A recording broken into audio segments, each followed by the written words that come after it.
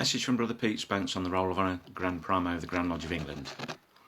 This is the biggest challenge the ROH GLE has faced in my lifetime, and indeed probably one of the biggest challenges the country has faced too. The government has announced extraordinary measures to tackle the outbreak, to try and ensure that it can provide the medical care that the people most likely to be affected need. And I'm sure you've been following all of that on the news. We're of course all individuals and citizens and members of families as well. It is important that we think about the consequences for us, the order, as well as the consequences for the country. There are measures we need to take as individuals. So first, if you or any member of your household develops the symptoms of the virus, notably a persistent dry cough or high temperature or both, then it is important that you and your household isolate yourselves in accordance with the guidance.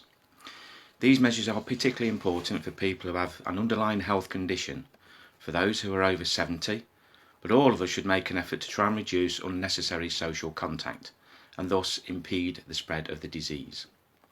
As of yesterday, our meeting venues have been told to close their doors. Our lodges, provincial grand lodges, chapters and assemblies will not take place for the foreseeable future. Before that announcement, many investitures, dinners and other events had been cancelled or postponed to try and keep our membership safe.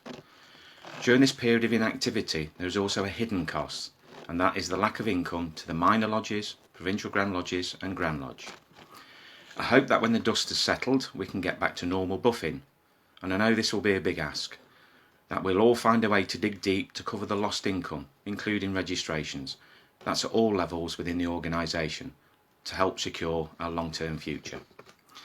This is an extraordinary challenging period for us as individuals, for the ROH GLE and the country as a whole. I know, however, that as brothers we have the spirit and the capabilities to come through it, to support the most vulnerable in our organisation and to look out for each other. We all took an oath to that effect when we joined. Now is the time to show how dear we hold that oath. Take care of yourselves, take care of each other and take care of our vulnerable brothers.